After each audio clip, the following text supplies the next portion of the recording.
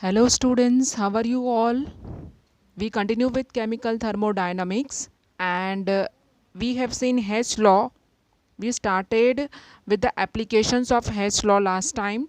We know it is used to find out the enthalpy change of a reaction which cannot be calculated experimentally. But for that there should be knowledge of some other reaction with its enthalpy change. मतलब कोई और 2-3 reactions available होने चाहिए along with their delta H value.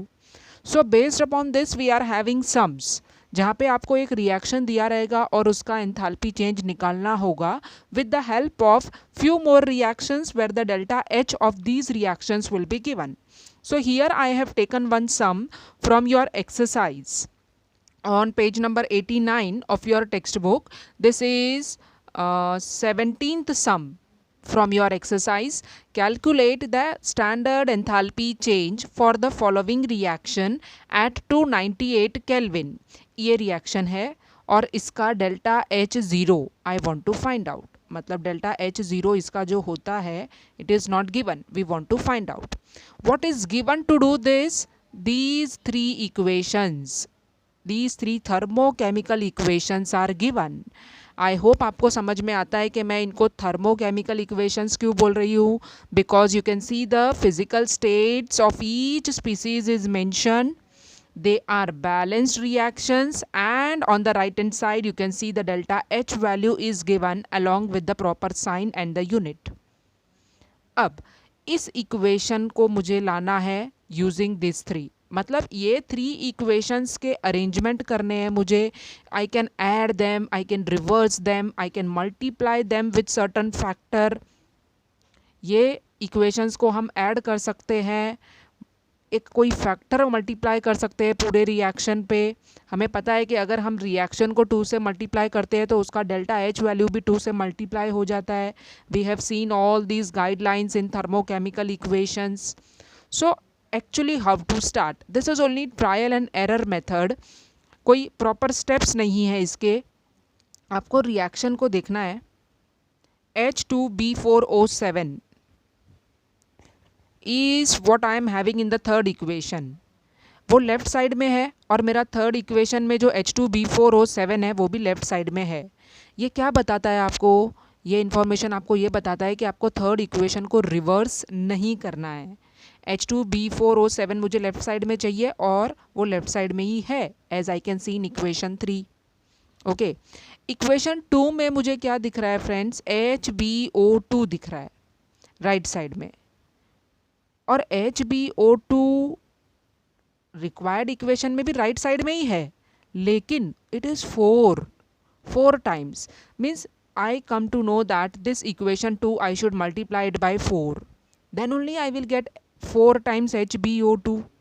Okay, so HbO2 मतलब equation 2 जो है ना ये पूरा we will multiply it by 4. I hope you have got. क्यों करेंगे 4 से मल्टीप्लाई? क्योंकि HbO2 रिक्वायर्ड इक्वेशन में 4 टाइम्स है. अब मैं इक्वेशन 1 पे आ रही हूँ. इक्वेशन 1 में आप याद रखो इसको हमने 4 से मल्टीप्लाई अगर करेंगे तो ये 4 टाइम्स हो जाएगा ना H3BO3. And H3BO3 is something which I don't want in my required equation. मतलब during calculations in different steps this should be cancelled. ये कैंसिल कब होगा H3BO3? जब दूसरे इक्वेशन में ये अपोजिट साइड में होगा. मतलब ये जो इक्वेशन है इक्वेशन 1, इसमें H3BO3 मुझे राइट साइड में मिलना चाहिए, राइट. और ये H3BO3 4 टाइम्स है क्योंकि हम इसको 4 से मल्टीप्लाई किया था इक्वेशन 2 को. ये भी 4 होना चाहिए और राइट साइड में होना चाहिए. That's why we will first, what treatment we will give to equation 1? We will multiply it by 2 so that H3BO3 is becoming 4 times and it is coming on the right side because things will get cancelled. Compounds will get cancelled when they are on the opposite side, right? So here we move with the calculations.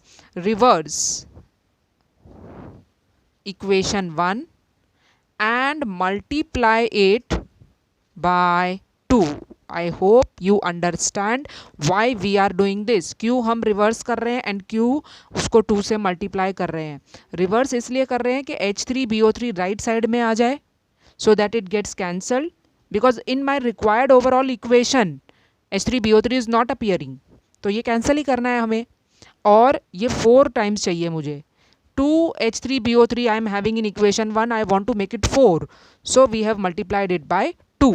and how the equation 1 changes now, 2 से multiply करते हुए reverse करना है मुझे. so 2B2O3 6H2O 4H3BO3. okay, we have multiplied it by 2 and simultaneously we have reversed it. 2 से multiply किया है तो 14.4 will become 28.8, but we have reversed it, so the sign will get minus. so we get kilojoules per mole. then what treatment you will give to equation 2? Equation 2 में HbO2 right side में है, हमारे required equation में भी वो मुझे right side में ही चाहिए, तो I will keep it as it is, मतलब रिवर्स नहीं करेंगे, but we will multiply it by 4 as already said, so that I am having 4 times H3BO3, 4 times HbO2 and 4 times H2O. It's very obvious that 0.02 will be multiplied by 4 and it will become 0.08. The same factor you need to multiply to delta H value also. Right? Now what about equation 3? Equation 3 में कोई changes करने की ज़रूरत नहीं है, because we want only 1 mole of H2B4O7 and on the left side equation 3 में ये 1 mole है भी और left side में ही है, तो equation 3 I am writing as it is. मतलब हमने किया क्या है, equation 1 और 2 को हमारे requirement के हिसाब से modify किया है. equation 3 को कुछ modify करने की ज़रूरत नहीं है, तो मैंने उसको as it is लिख लिया फिर से. okay, now if I add all 3 together, तीनों equations को अगर मैं add करूँ, what all things will get cancel? एक equation में अगर कोई चीज़ left side में है और दूसरे equation में वो right side में है with the equal moles, they will get cancel. 2B2O3 on left side, here it is on right side, so this 2 will get cancelled. okay, H3BO3 will get cancelled because equal moles but on opposite sides. Right? Now what is left on left side? H2B4O7. Right, H2B4O7 बचा, और H2O का क्या calculation करूँ मैं? इधर 6 times है total और इधर कितना हुआ? 4 + 1 5, मतलब एक H2O इधर बचेगा.